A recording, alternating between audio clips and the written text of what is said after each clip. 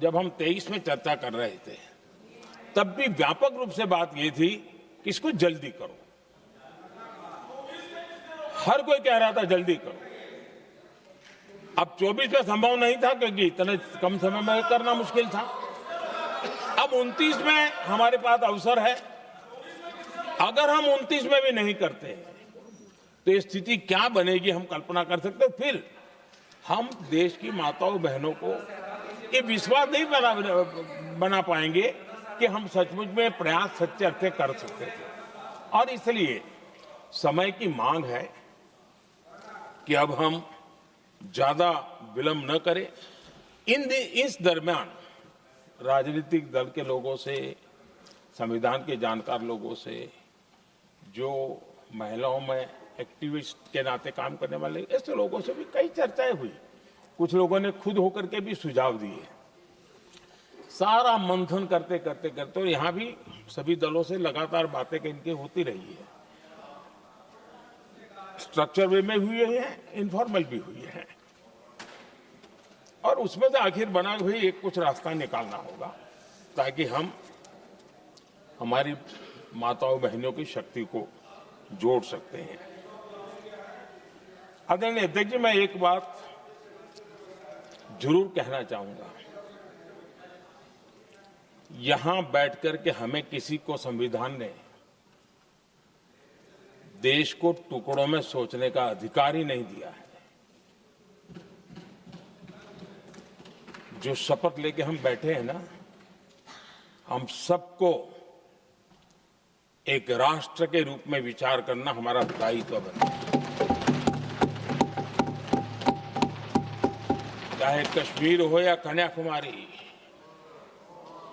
हम टुकड़ों में न सोच सकते हैं न टुकड़ों में हम निर्णय कर सकते हैं। और इसलिए निराधार रूप में, जिसमें कोई सच्चाई नहीं, रत्ती भर सच्चाई नहीं है, सिर्फ राजनीतिक लाभ लेने के लिए जो बवंडर खड़ा किया जा रहा है, मैं आज बड़ी जिम्मेवारी के साथ इस सदन में, इस पवित्र जगह से कहना चाहता हूं, चाहे दक्षिण हो, उत्तर हो, पूर्व हो, पश्चिम हो, छोटे राज्य हो, बड़े राज्य हो, मैं आज एक जिम्मेवारी से कहना चाहता हूं कि निर्णय प्रक्रिया किसी के साथ भी भेदभाव नहीं करेगी। ये निर्णय प्रक्रिया किसी के साथ अन्याय नहीं करेगी।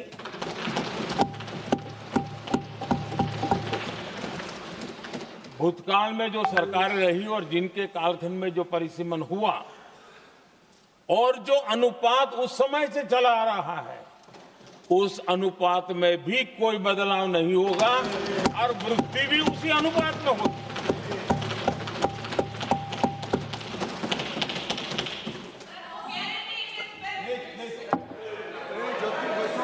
अगर गारंटी शब्द चाहिए तो मैं गारंटी शब्द उपयोग करता हूं।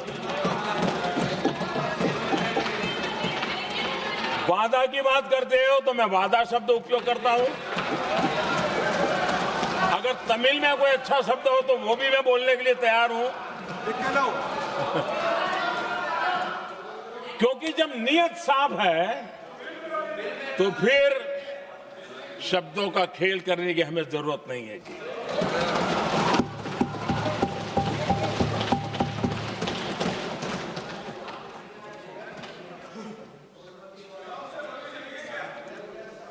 आदरणीय अध्यक्ष जी, मैं आज सदन के सभी साथियों को ये भी कहना चाहता हूं कि साथियों, हम भ्रम में न रहे।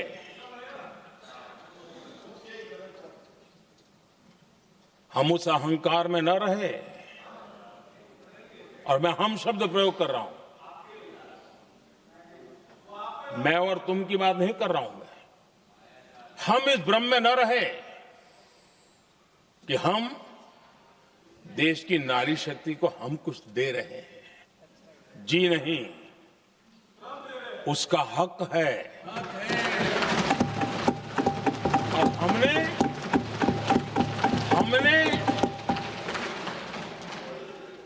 दशकों से उसको रोका हुआ है, आज उसका प्रायश्चित करके हमें उस पाप में से मुक्ति पाने का ये अवसर है।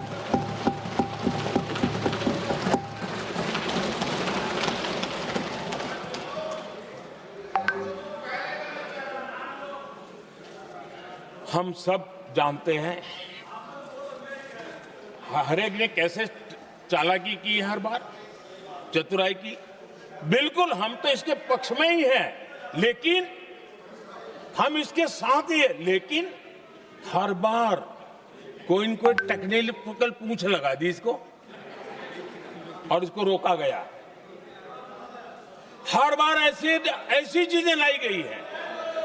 हिम्मत नहीं है कि हम 33% महिलाओं के आरक्षण का विरोध कर पाए, वो तो जमाना चला गया। आपको करना नहीं है, लेकिन कहने की हिम्मत भी नहीं है, और इसलिए टेक्निकल बहानेबाजी, ये करो तो ये, वो करो तो वो, डिगरा करो। अब देश की नारी को नहीं समझा पाओगे। सदन में नंबर का खेल क्या होता है वो तो समय तय करेगा, लेकिन ये पक्का है कि अब इन भांति भांति के बहानेबाजी, भांति भांति टेक्निकल मुद्दों के आधार पर चीजों को उलझा करके 3 दशक तक इसको अड़ंगे डाले, हमने फंसा के रखा। आपने जो अचीव करना था कर लिया, अब छोड़ दो ना भाई। 3 दशक कम पड़ते हैं क्या रोकने में? 3 दशक तक आपने रोका, फिर भी कुछ कर नहीं पाए, तो अब तो करो।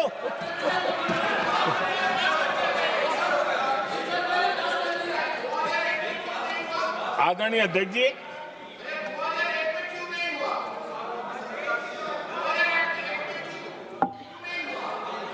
यहां कुछ लोगों को लगता है,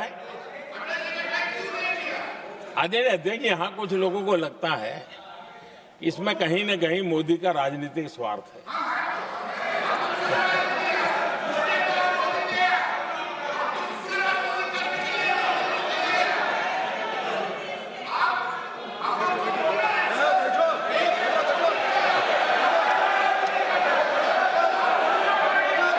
अरे भाई, इनको बोलने दीजिए, वहां पर बेचारे को मुंह पे ताला लगा हुआ है, बहुत बगल में कोई बोलने नहीं देता उसको।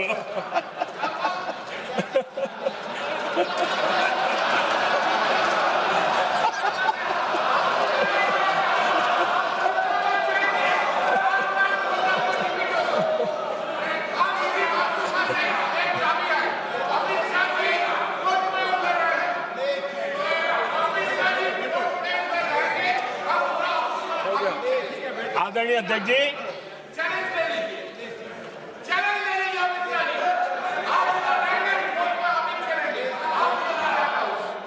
आदरणीय अध्यक्ष जी, देखिए, इसका अगर विरोध करेंगे तो स्वाभाविक है कि राजनीतिक लाभ मुझे होगा, लेकिन साथ चलेंगे तो किसी को भी नहीं होगा, ये लिख के रखो।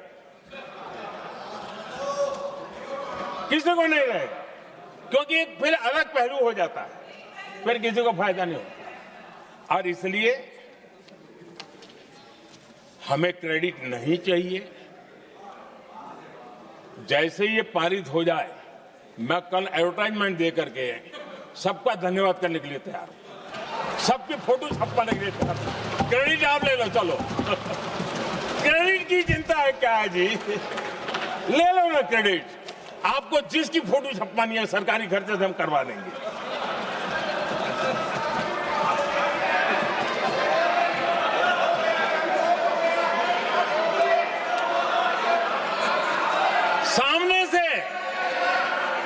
सामने से क्रेडिट का ब्लैंक चेक आपको दे रहा हूं।